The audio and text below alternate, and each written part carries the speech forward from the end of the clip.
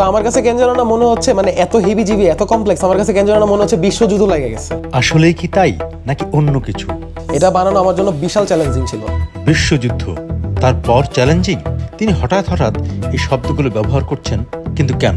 এত অল্প সময়ের মধ্যে হচ্ছে মাশাআল্লাহ এত মানুষের নজরে এটা চলে যাবে আমি কখনো কল্পনাও করতে পারিনি। প্রতিদিন এখন 5 থেকে 6 জন মানুষ পেজে মেসেজ দিয়ে বলতেছে যে ভাই আমি কলকাতায় থাকি, আমাকে কি কোনোভাবে ডেলিভারি দেওয়া পসিবল না, আমি কি নিতে পারবো না আপনাদের বুকশেলফ? তখন বলতে হয় যে দেখেন আপু, আমরা আসলে বাংলাদেশের বাইরে বর্তমানে ডেলিভারি করতে পারতেছি না। তো মানুষ আল্লাহর রহমতে এটার পিছনে অনেক ভালোবাসা দিচ্ছে। এই জিনিসটা আসলে আরো বেশি ইন্সপায়ারিং।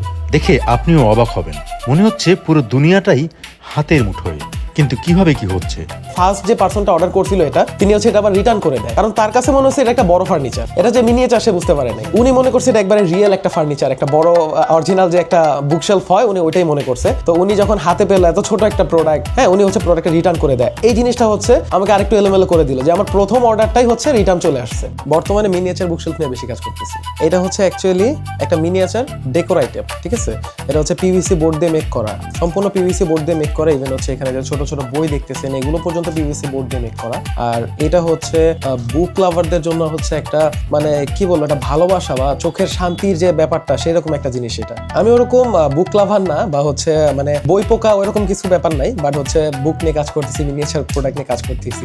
আমি অ্যাকচুয়ালি আমার বিজনেসটা শুরু করছি 8 মাস হয় এবং মিনিয়েচার বুকশেলফ নিয়ে আমি কাজ করতেছি 6 মাস হয়। অ্যাকচুয়ালি আমি হচ্ছে কেমন ধরেন কোথাও কোনো এমন জিনিস যেটা একটু রেয়ার ফাইন বা অ্যাস্থেটিক যে ব্যাপারটা, এই জিনিসগুলো আমার কাছে খুব ভালো লাগে অনেক আগে থেকেই। তো বিভিন্ন পেজ থেকে মাঝে মাঝে হচ্ছে আপনার অ্যাস্থেটিক গুডস, ডেকোর আইটেম বা গ্যাজেট আইটেম ছোট ছোট এগুলো কিনে হচ্ছে আমি কালেক্ট করে রাখতাম। এগুলো অনেক মানুষের মধ্যে এগুলোর পোকা থাকে যে এগুলো কালেক্ট করতে ভালোবাসে। তো তখন থেকে হচ্ছে দেখতাম অনলাইনে যখন হচ্ছে এগুলো মানে কিনতাম, অনলাইন থেকে পারচেস করতাম, তখন দেখতাম ডেকোর আইটেম বলেন বা হচ্ছে চায়না যে প্রোডাক্টগুলো, এগুলো একটু প্রাইস বেশি অনলাইনে। তো এই জন্য হচ্ছে আমি হচ্ছে ভাবলাম যে নিজে কি সেল করা যায় কিনা, যে হচ্ছে মানুষকে একটু কম প্রাইসের মধ্যে হচ্ছে বেটার কিছু প্রোভাইড করা যায় কিনা। এই চিন্তা থেকে হচ্ছে আমার পেজটা খোলা। ফার্স্টে লোকাল মার্কেট থেকে প্রোডাক্ট সোর্স করছিলাম, দেন হচ্ছে আমি চায়না থেকে প্রোডাক্ট ইম্পোর্ট করা শুরু করি। যখন বিজনেসের বয়স 2 মাস, তখন একটা জিনিস বুঝে গেছিলাম, চায়না থেকে প্রোডাক্ট ইম্পোর্ট করার একটা হচ্ছে যে প্রবলেম, যারা ক্ষুদ্র উদ্যোক্তা, যারা অল্প পুঁজি নিয়ে ব্যবসা শুরু করে, তারা বাল্ক কোয়ান্টিটি প্রোডাক্ট স্টক করতে পারে না। তাদের স্টকে সবসময় কম কোয়ান্টিটি প্রোডাক্ট থাকে। তো প্রোডাক্ট একবার যদি স্টক আউট হয়ে যায়, তখন যে প্রবলেমটা ফেস করতে হয়, প্রি অর্ডার নিতে হয় কাস্টমারের কাছ থেকে।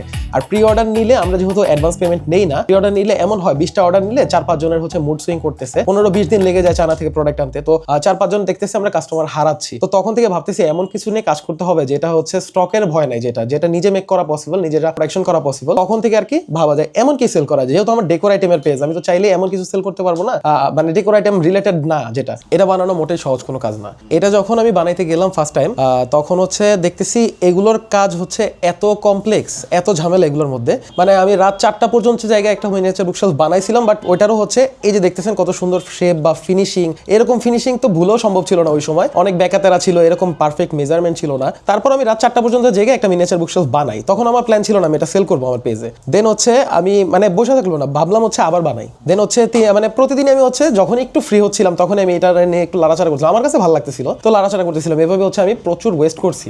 এই ম্যাটেরিয়াল অনেক ওয়েস্ট করার পর একদিন দেখতেছি আস্তে আস্তে ফিনিশিং বলেন, শেপ বলেন, আস্তে আস্তে পারফেক্ট হওয়া শুরু করলো। মানে মনে মনে বারবারই ভাবতেছিলাম যে এগুলো যদি আমি শখের বসে বানাইও, আমি এগুলো কখনোই সেল করবো না। আস্তে আস্তে হচ্ছে দেখলাম যে মানে অনেক সময় দিচ্ছে এগুলো, প্রতিদিনই হচ্ছে ফ্রি হলে হচ্ছে এগুলো নিয়ে একটু বসতেছি, লাড়াচাড়া করতেছি এবং হচ্ছে আবারও চেষ্টা করতেছি করার জন্য, এবং দেখতেছি আস্তে আস্তে একটু একটু করে হচ্ছে ফিনিশিং আসতেছে। মানে আমাকে বুকগুলো মেক করতে প্রপার হেল্প করে আমার আম্মু। আমার বানানো জিনিসটা এতটাই নিখুঁত বা এতটাই পারফেক্ট যে মানে পুরো হুবহু অবিকল একটা বড় ফার্নিচারের রিয়েলিস্টিক মিনি ভার্সনটা মনে হবে আপনার কাছে।